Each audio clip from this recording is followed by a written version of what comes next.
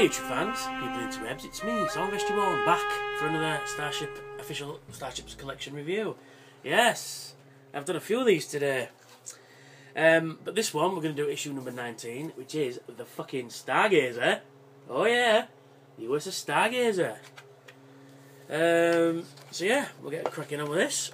USS Stargazer NCC-2893, Constellation class, constructed San Francisco Fleet Yards, launched early 24th century, abandoned 2355, then 310 metres, decks 15, crew 535. That's a lot of people on board that ship. About 150 should be enough to command that, but anyway. Top speed, warp 9, weaponry phasers, photon torpedoes, Captain Jean-Luc Picard from 2333 onwards. And we get the brief history of the Stargazer itself, and there it is, beautiful CG render there. I'm liking these CG renders a hell of a lot. And then we've got more history of the Stargazer. It mentions Picard's visit to Chalna. That's Isok, by the way. Yeah, and it shows up in another Ferengi episode, which is the battle, I believe, yes it is, and explains the Picard manoeuvre. Now, what the Picard manoeuvre is, very cleverly, I mean you can see it sort of there. What Picard did was, it turned out that the Ferengi ship was more advanced than the Stargazer. However, what Picard did, which was incredibly clever and would be real science, he would, his ship was here, and then he would jump to warp for like a nanosecond, so he'd boom, straight to there, but the sensors would tell the enemy ship that the Stargazer was in two places at once. Right? It's just like a fool. Even though it's really here, the light from here is still getting to the target, so it would suggest that the Stargazer is in two places at once, even though technically it isn't. And they chose to fire on the wrong one, and then Picard kicked their asses. But the Stargazer was unsalvageable, so they left, and he was court-martialed by Philippe Louvois. But anyway, and we get some nice text specs there, which is very good, very, very good indeed. I like those. And then we get design of the Stargazer, which is, you'll see the actual studio model there, and then you see the one used on Picard's ready room table, but with a register number of 7100. But yeah, I mean, the script called for the Stargazer to be a Constitution class ship, but what they did was, I think they wanted to sort of separate the original series from the Next Generation, in terms of time scale, so that the Constitution, because in Star Trek 6, which hadn't come out yet, they were decommissioning the Enterprise A, so possibly decommissioning the entire collection of Constitution class ships and building more advanced ones, Constellation classes. So the ship was sort of sat in Picard's ready room, so they went, oh, there's an idea, we'll have that, and build it into a ship. Yeah, and what they did to build this ship was, I won't use that yet, because I'll show you the model in a moment. Oh no, I'll explain that when I'm showing the model off, because it's a lot easier. So, yeah. Then we've got filming the ship, which I love all this shit, man. I love all this sort of stuff. Showing you how the process works on a red screen in this case, So what they do, what they used to do back in the day, before the days of CG, boys and girls, they would get the model, they would film what they call a hull pass, which is basically just the ship itself flying past the camera. Then they would film a light pass, which would be just the saucer lights doing the same manoeuvre.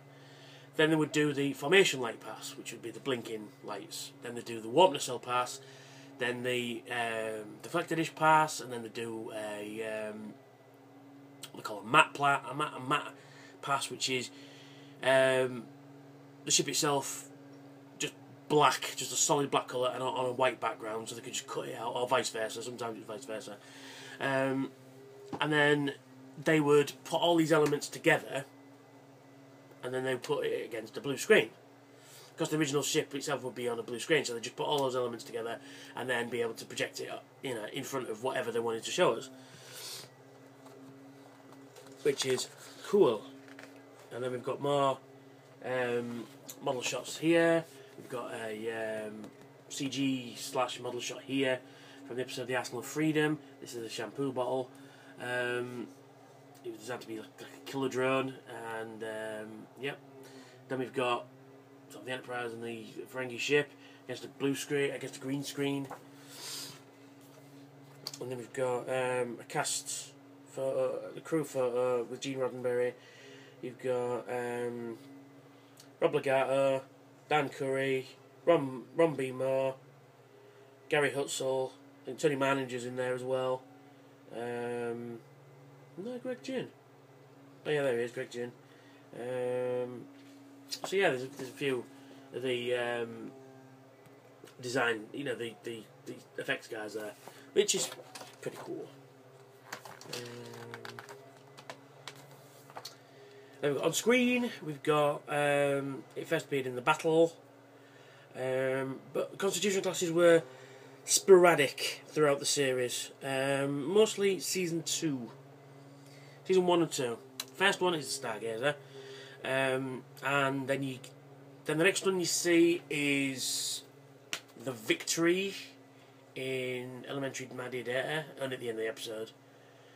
Then you see the Hathaway in Peak Performance, and then you see one which I believe is unnamed. It might be the Valkyrie actually, because I've seen a studio model of a Constellation class ship, and on the top it said Stargazer, and underneath it said Valkyrie. So, which I have pictures of it, but they're not on my hard drive. I was going to splice one in, but I just remembered them. Yes, Redemption Part 2. See the Enterprise with a flotilla ship, one being an Excelsior, one being one Nebula, Ambassador, and then a Constellation. But you don't see it again that episode. I mean, you could get away saying it's in every episode because of the model in Picard's ready room. So yeah, that's pretty cool. Ooh, next one, look, Klingon Vocha class. Ooh. So, onto the model itself. Very, very, very cool. It's rather a departure from normal. It's got 4 nacelles instead of 2. It's very good. I like the fact that it's like mirrored on each side, so no matter which side it looks more or less the same, which is pretty cool. Again, another ship you'd never see. I believe the only other one you got was the Micro Machines one, which was yellow, but was the right scale for the 3 3/4 for 4-inch figures. Because back in the day, I built a bridge and a ready room, so I didn't have the bridge placer. I built a bridge and I built a ready room, and that sat on Picard's table. It's perfect. But yeah, now this ship is what they call a kit bash. Now, for those of you who don't know what a kit bash is, they get random parts from other things, throw them together, new ship. Because you can see that the saucer, the main body of the saucer, up to about here, is a motion picture Enterprise.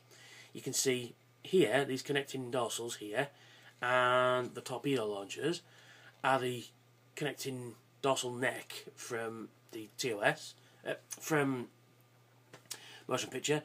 The nacelles, although slightly redesigned, are largely the TMP. They've got another top section and put it on the bottom there, but just change this a little bit. And they used some Macross Valkyrie. Was it FN1 parts? VF14 Valkyrie, I think, from Macross, because they've added some of those parts to the ship as well. I think you could just make out a little robot there at the bottom. It's pretty cool. But yeah, I mean, they've thrown in so many different design elements from other things in there. I mean, I believe, from what I can ascertain, that this is a carrier, because you've got a big shuttle bay there, but that could be the deflector dish. You've got little shuttle bays along here and little shuttle bays along here, so this could be possibly a carrier. But yeah, I like this. This is very good. It is missing a couple of paint apps, mainly the